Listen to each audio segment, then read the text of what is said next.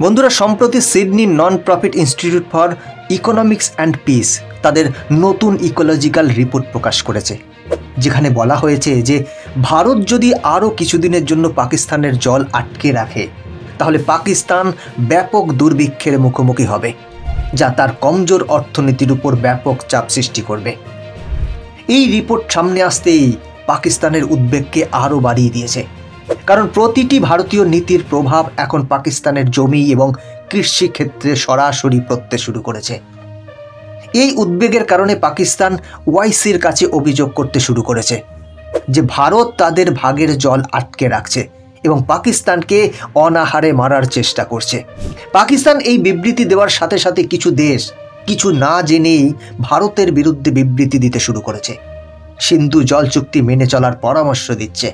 Report অনুসারে পাকিস্তানের কৃষির প্রায় ৮০% সিন্ধু নদীর জলের উপর নির্ভরশীল এবং এমনকি সামান্য জলের ঘাটতিও তার ফসলের ব্যাপক ক্ষতি করতে পারে। ভারত ইতিমধ্যেই পূর্বাঞ্চলীয় নদী যেমন রাবি, বিয়াস এবং শতদ্রু থেকে নিজস্ব জল ব্যবহারের জন্য জল আগে থেকেই ঘুরিয়ে নিয়েছে, যার ফলে পাকিস্তানে জলের ঘাটতি দেখা দিয়েছে। এখন রিপোর্টে ইঙ্গিত দেয় যে ভারত এখন পশ্চিমাঞ্চলীয় নদীগুলির দিকেও এগিয়ে যাচ্ছে। চেনাব নদী হলো পশ্চিমাঞ্চলীয় নদীগুলির মধ্যে প্রথম, যার উপর ভারত জল প্রবাহ নিয়ন্ত্রণের জন্য বাগলিহার বাঁধ তৈরি করছে, যার ফলে পাকিস্তানের জল প্রবাহ প্রায় ৯০% কমে গেছে। ঝিলাম নদীর উপর অবস্থিত কিষানগঙ্গা বাঁধটিও সম্পূর্ণরূপে কার্যকর হয়েছে, যার ফলে পাকিস্তান এই নদী থেকেও খুব কম পরিমাণে জল পাচ্ছে। ভারত এখন সিন্ধু নদীর উপর সাওয়ালকোট হাইড্রো প্রজেক্ট তৈরি করছে, যেখানে তারা বিদ্যুৎ উৎপাদনের জন্য এই নদীর জলের সর্বাধিক ব্যবহার করার পরিকল্পনা করছে। প্রতিবেদনে স্পষ্ট বলা হয়েছে যে যখন এই সমস্ত প্রকল্প সম্পূর্ণরূপে কার্যকর হবে তখন পাকিস্তানের অনেক অঞ্চল, বিশেষ করে এর কৃষি ক্ষেত্রগুলি তীব্র খরার কবলে পড়বে এবং জলের ঘাটতির ফলে মাটির ক্ষয় হবে। পাকিস্তানের মুদ্রাস্ফীতি আকাশ ছোঁয়া হবে, যার ফলে পাকিস্তানের অর্থনীতি পুনরুজ্জীবিত করা আরও কঠিন হয়ে পড়বে। বন্ধুরা, আসুন এই পুরো বিষয়টি ঠিক কী ঘটছে এবং কি কি ঘটতে চলেছে আমরা এই ভিডিওতে বিস্তারিত আলোচনা করব। তাই সম্পূর্ণ বিষয়টি জানতে ভিডিওটি শেষ পর্যন্ত দেখুন এবং আপনি যদি এই রকম বিশ্লেষণ নিয়মিত পেতে চান তাহলে চ্যানেলটিকে সাবস্ক্রাইব করে রাখুন। তাহলে চলুন শুরু করা যাক। পাকিস্তানের আতঙ্ক এখন এমন জায়গায় পৌঁছেছে যে তারা বলছে যে ভারত ইচ্ছাকৃতভাবে তাদের জন্য পরিস্থিতি আরও খারাপ করছে এবং জল আটকে রেখে পাকিস্তানকে অর্থনৈতিক ও মানবিক সংকটের দিকে ঠেলে দিচ্ছে। পাকিস্তান সিন্ধু জল চুক্তির অধীনে ভারতকে জল ছেড়ে দেওয়ার জন্য, ভারতকে চাপ দেওয়ার জন্য ওআইসিকে অনুরোধ করেছে। পাকিস্তানের আবেদনের প্রেক্ষিতে কিছু দেশ ইতিমধ্যেই ভারতের বিরুদ্ধে বিবৃতি জারি করেছে। তারা দাবি করেছে যে ভারত একতরফা পদক্ষেপ নিয়ে পরিস্থিতি আরও খারাপ করছে। ওআইসি সচিব তিনি বলেছেন যে পশ্চিমাঞ্চলীয় নদীগুলির জল আটকানোর যে কোনো পদক্ষেপ ভারতের পূর্ণ বিবেচনা করা উচিত, কারণ এতে দুই দেশের মধ্যে উত্তেজনা বৃদ্ধি পাবে। তারা আরও যুক্তি দিয়েছে যে পাকিস্তান ইতিমধ্যেই সন্ত্রাসবাদ এবং অর্থনৈতিক সংকটের সাথে লড়াই করছে এবং এমন সময়ে জল আটকে রাখা মানবতা বিরুদ্ধ।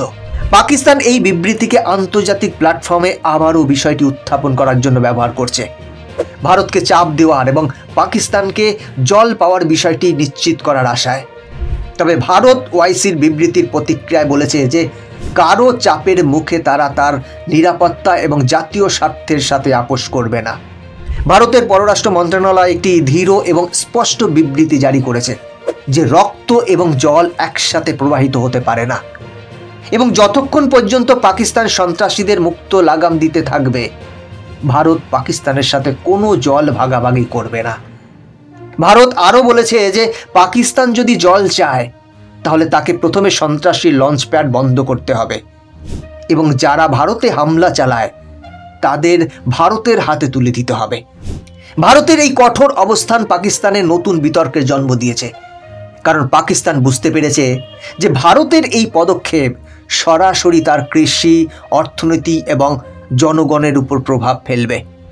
যদি এই জল সংকট কিছু সময়ের জন্য অব্যাহত থাকে তাহলে পাকিস্তানের খাদ্য সংকট আরও তীব্র হবে, কৃষি উৎপাদন হ্রাস পাবে এবং ইতিমধ্যেই অর্থনৈতিক সংকটের মুখোমুখি পাকিস্তানের জন্য পরিস্থিতি আরও জটিল হয়ে উঠবে।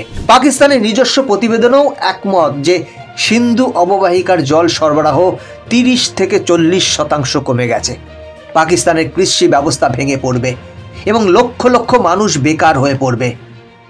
পাকিস্তান এখন এই বিষয়টি আন্তর্জাতিক ফোরামে নিয়ে যাওয়ার চেষ্টা করছে। তবে ভারত স্পষ্টভাবে জানিয়েছে যে তারা তাদের উন্নয়ন প্রকল্পের জন্য তাদের ভাগের জল ব্যবহার করতে সম্পূর্ণ স্বাধীন। আন্তর্জাতিক বিশেষজ্ঞরা বলছেন যে ভারত সিন্ধু জল চুক্তির আওতায় জল সরিয়ে নিচ্ছে এবং পাকিস্তানের অভিযোগ কেবল চাপ প্রয়োগের চেষ্টা। পাকিস্তানের সমস্যা হলো তাদের জল সংরক্ষণের ক্ষমতা খুব সীমিত এবং তারা তাদের ভাগের জল সঠিকভাবে সংরক্ষণ করতে পারে না।